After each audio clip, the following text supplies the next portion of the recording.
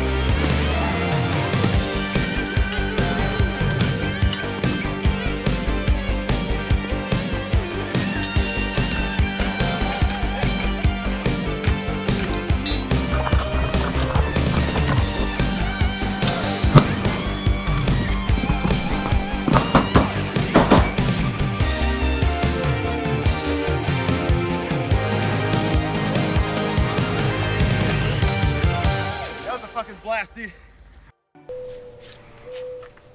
That bird is so fucking loud.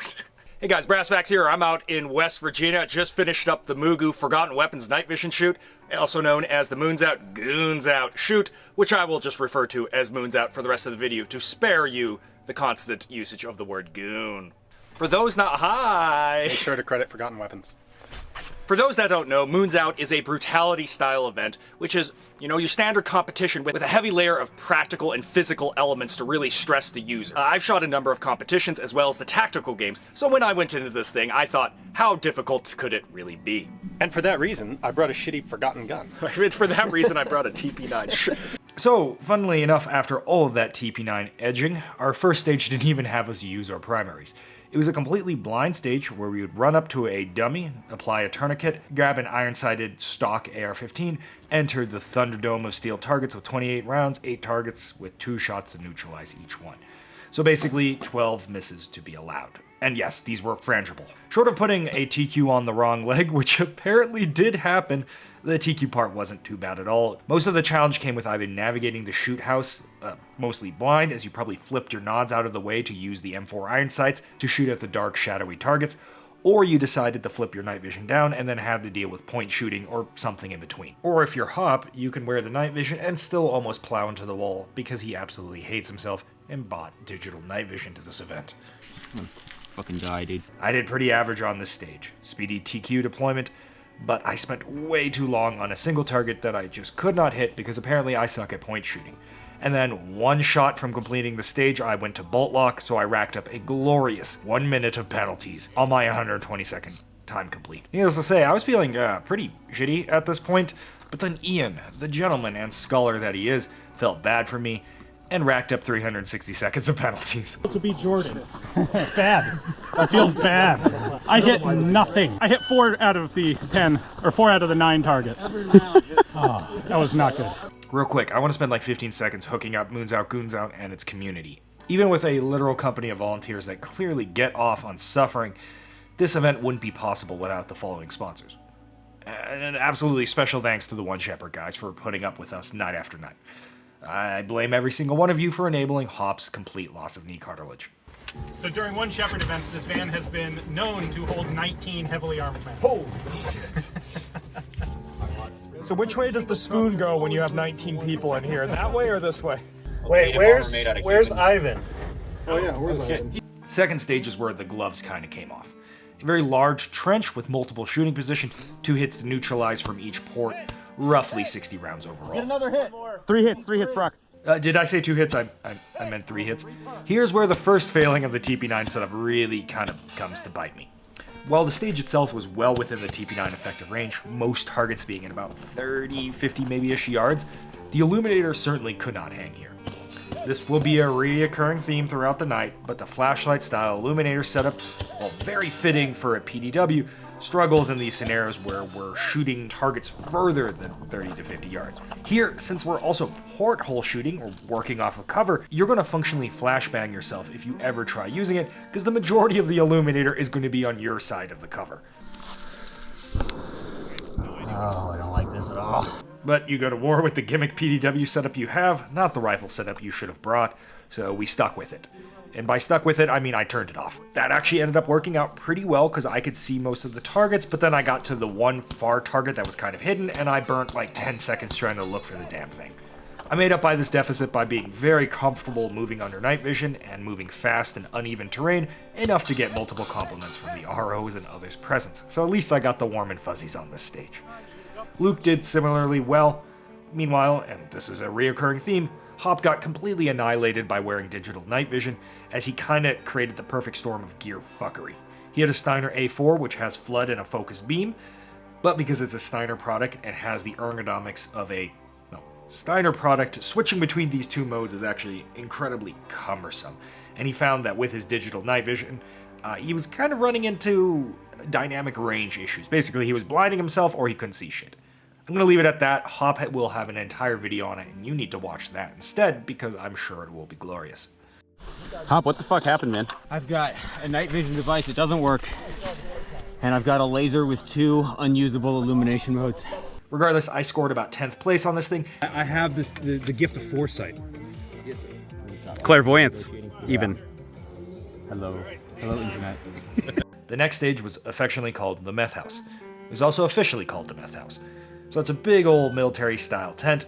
Throw in a flashbang, you get tube burning on the filming rig, and then you clear out a house of paper targets, exit, and engage the 100-yard target from several positions. If you're the absolute Chad that Luke is, instead, you rip the cord right out of the flashbang, throw it in, get blue-balled because you didn't actually pull the pin, and lose about 2 seconds. The 340 Vampire setup is actually perfect for a CQB stage like this, and because they were kind of flashing you with game cameras as you came around the corner, the Vampire actually lit the room up enough that I didn't have any issues with these, kind of blinding me. I was already auto-gated to the Vampire being used.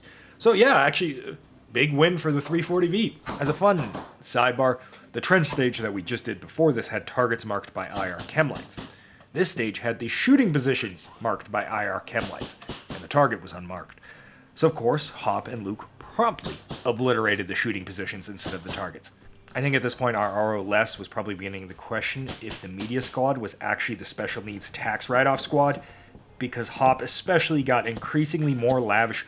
Dude, good job, buddy, as the night wore on. I expect he was trying to keep our morale up as we increasingly got worse. Nicely done, Hop. All right. Good job, man.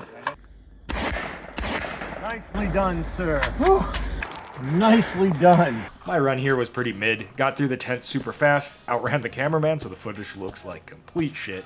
Shot the first 2 positions, moved to the 3rd position, got a malfunction because, of course, just TP9 things, and then I finished up.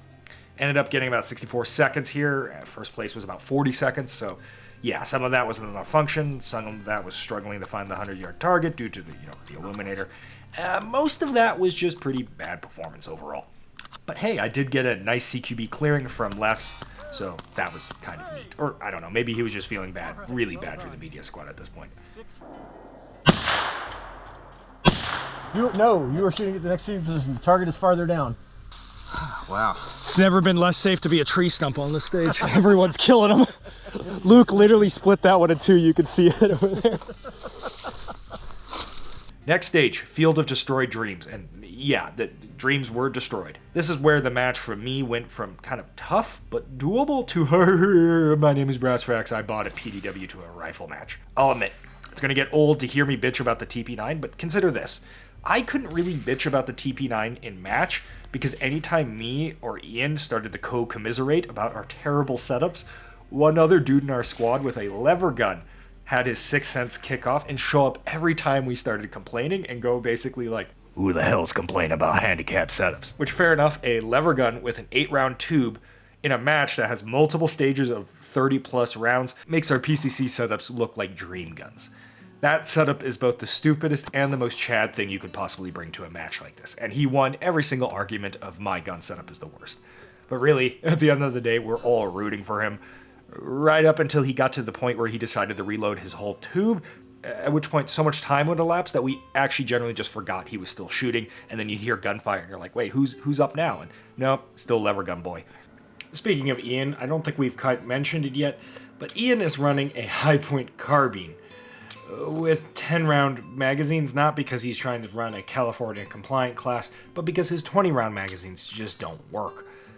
He does have a maul on top of that thing and just the rear sights because who cares? So we kind of complained together throughout the match as both of our setups were eerily similar in terms of performance. In fact, actually on this stage, even with his California compliant magazines, he actually beat me by about 10 seconds, I think. Oh, anyway, right, the stage. It's basically a VTEC barricade followed by 4 billion shooting portholes, 2 targets at 100 meters. The stage itself really shows a shortcoming of the platform combined with a shortcoming of myself, aka skill issue. The gun itself is grouping about 6 to 8 inches at 100 yards. You add in a shit trigger and the tendency for the PDW to kind of shift POI when you press it hard against cover because it's just an oversized chassis, and you begin to run in a lot of issues. In theory, it's very manageable, and I've done this time and again, but in the heat of the moment, I had a lot of times where I really overcranked the gun, or I'd yonk the trigger, and I got a lot of misses, which really slowed me down. Like I said, skill issue. I can't even blame the Vampire Illuminator here because despite it just being completely useless at this range, right, it only lights up the target to about 25-50 yards when you're shooting this low to the ground, it didn't really matter because it was so damn bright that everyone turned theirs off anyway. Even Ian turned off his Mole Illuminator. So yeah, overall, I could have done a lot better here, and I can't actually blame this one on the gun, I don't think. Overall, I got a really unimpressive time here. Oh, I'm sure you're curious, Lever Gun Homie put up a valiant fight. He racked up 23 minutes of penalties. Actually, okay, the penalties might sound insane, so let's talk about penalties in a brutality-style event. In a normal USPSA, most penalties are going to be like 2 seconds or something like that, unless you're hitting like a no-shoot, which is going to be a little bit more. Here, every single penalty, regardless of type, so no-shoots, misses, non-engages, whatever, are going to be 60 seconds. Each stage is locked at 240 seconds, so once you run out of 240 seconds, your stage is up, and all your non-neutralized count as penalties. Similarly, failures like not retaining a magazine, missed HV shots, and white light NDs are all going to give you a nice little penalty. In a normal competition, a 60-second penalty will torpedo your entire match. But this ain't your normal competition. The best way I can describe the shift in mentality here is that Moons Out and other matches like it are more so challenges and not competitions. Your goal is to beat the challenge or problem set and to do so consistently across the night. If you do so without racking up any penalties, you are basically guaranteed a top 5 position. This is much less a case of trying to rack up minor time gains throughout the match and more so of just running a clean course. What kind of skinwalkers are out here? The tall ones with bad knees. Oh shit. Alright, next up is a circle course. Unfortunately, this is probably universally agreed to be the least enjoyable course of the match, which is a huge shame because, in my opinion, it's probably the most night vision unique course, and I'd like to see more stuff like this. You pick up an anti-tank mine, flip it over, there's instructions on the back, you memorize the instructions, run off to the hidden course that you can't see from your starting position, so it's a blind stage, do the course, rinse, repeat. Each section is capstoned by a high-value target where you drop your magazine, which means there's only 1 bullet in the gun, you get 1 attempt. If you miss it, you get a penalty. If you hit it, you get to proceed. One issue. No one could actually read the target package. In testing, apparently it was very readable, and I have no doubt about that. But on game day, we were the 3rd squad here, and the cling wrap or whatever was protecting the paper had been tossed around sufficiently that it was just completely unreadable at this point, being so scuffed up. It was also really late, and I can barely read in daylight, so yeah, it was a rough time. I also just straight up forgot my second set of instructions when I got to the shooting position, so that was moderately hilarious. Turns out I'm a goldfish. The stage itself was nothing special. It was a bunch of spinners that we didn't need to spin, and a couple of poppers at 25 yards and in, so super easy stage for the TP9 to excel in. The usage of a single point sling, while typically very inefficient, actually allowed for a smelling salts type of situation, as the EOTech ESPS 3-0 was constantly ball tapping me as I was moving the weights from one position to the next. Very useful at 3 a.m. after only having 4 hours of sleep in the last 72 hours. What a bunch of sad individuals wearing expensive night vision and shooting guns. What a bunch of losers. These are China tubes. Did you guys just finish up the stage? Like 7 times on Fish.com. It's bullshit. It's very bullshit. I hate the stage so much. I spent all my money on Nas, nothing on school. Yeah, that's why he spent all his money on Yeah, this is a terrible financial decision. Best ever. It was great fine. The results of this decision have been disastrous for my wallet. I might be a moron, but I'm a well-armed moron. The next course was the obstacle course. This was kind of a make it or break it for a lot of people this match. For every shooting position, engage the target twice, and then we double back on it and do the whole thing again. The issue comes when we're trying to remember where the shooting positions were, because remember, we're tired. See, in the footage, you'll see me bumblefuck my way through this entire course of fire. As for the obstacle part, if you can go under a wall, you go under the wall. If you can go around the wall, you go around the wall. And then there's a couple elevated shooting positions and a nice little tube that you have to crawl through to absolutely destroy your knees. Anytime in this obstacle course that you need to climb or crawl, drop the magazine. So once again, you only have one shot in the gun, take your HV target, and now the gun is considered, a dead stick, and it allows you to climb or do this obstacle stuff safely. If you miss these shots, you get a glorious 60-second penalty. And there are a lot of HV shots on the stage because you're going up and down structures. This was a tough one for me. As per usual, my illuminator was beyond useless here, so thank God that the Moons Out event had the moon indeed being out. Ran this whole stage with a hybrid usage of both passive and the laser depending on the quality of my shooting position, which at this point, in retrospect, I should have just ran passive division entirely. I use that illuminator so infrequently.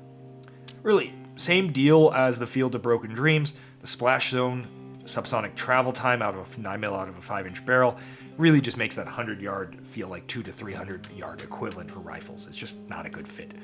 I was able to complete the stage without parring out, which was a really big deal because I think a lot of people that would have performed better on me on this entire match did not complete the stage and racked up like a couple minutes of penalties, while I was able to complete it with minimal, damage done to my time. Unfortunately, I racked up 300 seconds of penalties here because I was consistently failing at that high value hit. Ha! Despite his non-stop bitching on the stage, actually performed really cleanly here, racking up minimal penalties and doing a really good job overall. Oh god! Oh, I don't fit through the tunnel! Oh hell! I'm not enjoying this! Luke, who I should have probably mentioned earlier on, for some reason was the guy that shot every single stage first, and I do mean every single stage first, which is a bit brutal because of a lot of the blind nature of these stages, and also the fact that he's filming the entire time while running a Spear LT, which for some reason he decided to shoot this entire stage unsupported. Dude's a ripped fella, and even he was hip firing that pig by the end of the stage. I'd like to see more of this kind of stuff. I really felt like if you're experienced with night vision, you can kind of run it a lot more fast because you can go through the tube, climb up on objects and stuff like that. It's kind of a rewarding thing for those that are comfortable around night vision, which this course should reward. Luke really is a short king. Phil Falkland's policy.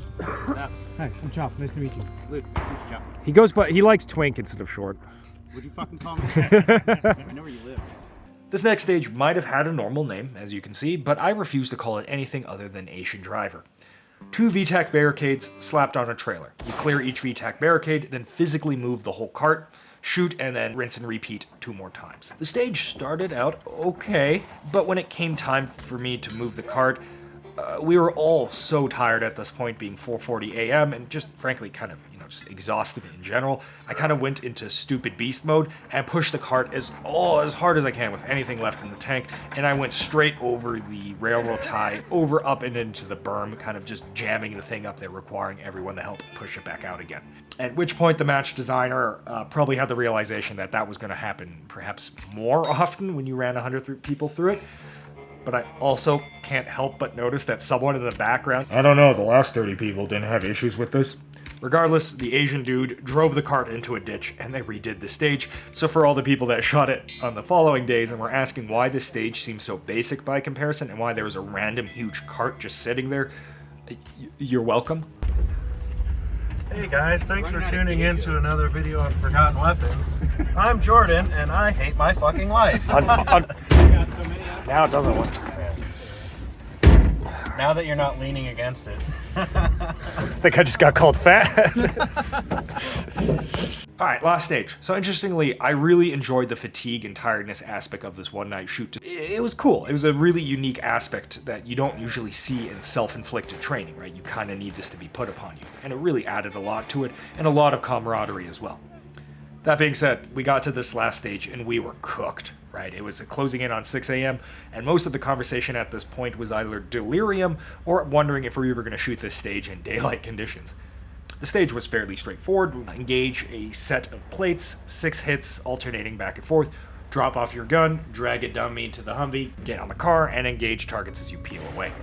Then you would engage a series of poppers later on in the course that you had to knock down, and you only had about 10 seconds to engage each. Then dismount the vehicle. Don't forget your rifle. Hey, here, take your rifle. And go to a VTAC barricade to finish off the course. I ran the stage mostly clean. I found it pretty easy personally, as all the targets were well within the TP9 effective range. On the popper component, I was tempted almost to yell at the driver to hurry the fuck up, because I was able to engage the targets basically as they presented. So I had a lot of dead time on that stage, kind of just sitting around waiting for the next set of targets to come up. Looking at the penalties on this stage, because it's almost impossible to actually time out on this stage, a lot of people failed to do this, so I gained a lot of time back relative to the match here, so that was cool. The drag position was hilariously a bit biased in my favor because the dummy would be moved between shooters from either, top, and then you would drag it away and then run back to the car, or the dummy would then, for the next shooter be at the bottom of the hill and then you would drag it up. Luke shot before me, so he had to deal with uphill dummy, and then I get to it and I have downhill dummy, and you can see how much easier it is for me to move it. Get fucked, Luke. I got 3rd place on this one. Great stage for the TP9, as it could just act like a normal rifle, and honestly, the perfect capstone to the night. Everyone shot the stage and we were revitalized because it's such a fun way to shoot a gun, right? Out of the back of a Humvee, under nods, in a car with a bunch of targets everywhere. I'd say I feel bad for the dude because apparently it was one guy driving the Humvee for 3 nights in a row, but he got 1st place on the prize drawing, so it worked out. I no longer feel bad for him. Okay, in closing, how'd the TP9 do? Well, I think this whole video is basically 50% talking about the TP9, so you know it at this point. It obviously is falling short in the competition setting as soon as targets extend out in range. My laser aiming module of choice, or really more so my illuminator, did me like 0 favors. I could have basically not run it this entire match and I would have been fine. Interestingly though, I'd like to point out that the TP9 also wasn't a complete blowout as a lot of people thought it would be. I was able to work through the horrific trigger, and the EOTech on top proved itself as the king of night vision performance once again. Basically shot half the match passively. Some of it was undoubtedly the just top-notch lighting condition, but some of that was really showing off that, at least in terms of range performance, that the TP9 not really could keep up, but at least could hang with the big boy rifle brethrens. So how did I do in conjunction with the TP9? Yeah, it was okay. Out of 100 dudes, I scored 20th place, so not great, not terrible. I did good consistently throughout all of the stages. I didn't have a single blowout stage outside of that aforementioned obstacle course where I did complete it, but I missed a lot of the high value targets, which cost me a lot of time. Mentally, I think I was also shooting the match wrong. The goal should have always been to avoid penalties, but I was still in the go mental mindset of trying to save off seconds on every single course for, a lot of seconds at the end, which doesn't really matter because I never timed out. And even avoiding a single penalty this match would have been worth it more than any of the seconds I gained throughout the match time. And if I avoided 2 penalties, I would have been pushed to 10th place. If I ran the obstacle course clean, right, if I took a little bit more time, I would have even been further up there. So yeah, ultimately, say it with me, skill issue. At the end of the day, I have a lot to learn. I'm not the best shooter, and I certainly had a lot that I could have done to improve my position on the stage. It wasn't all the TP9 after all. So how was the competition itself, from the perspective of a attendee? Overall, the match was great. I had a blast. Which, of course, every time someone goes to one of these, they say that, but consider perhaps that this is a very expensive trip for me. I was asleep 90% of the time, and I can shoot night vision wherever, whenever I want. So when I say I have a good time, I mean it, right? The bar for me to have fun on something like this is significantly higher than most, and I had a good time. The stages were genuinely really good, and the potential for clusterfucky was very high at this match, and I didn't experience almost any of that. Consider that in most of these style of matches, there always is 1, maybe 2 DQs throughout. This was under night vision, and we didn't have any of that. And in fact, everything ran incredibly smoothly, and we have the One Shepherd guys to thank almost exclusively for that. However, when I look back on it, and when you probably watch this video, I think the thing that stands out to you the most is the communal aspect here. Yes, this is a competition, but really, due to how these brutality courses are set up, it's a lot more of a challenge. And that kind of shines through when we see the people, how they interact every time we walk up to them, how people react when they have a bad stage, a good stage. Yes, there are some hyper-competitive people, myself included, but overall there is some serious camaraderie and good time here. Every time you bring up a camera, everyone's making jokes despite being semi-delirious in the dark. Day 2 apparently was raining and fogging. Despite all of this, there were smiles all around. When I was coming home, I saw a bunch of sappy bullshit airline ads, and I actually kind of found they rung a little true. Every single one of them said something to the effect of making core memories. And I think for a lot of people that showed up this week, that was the case.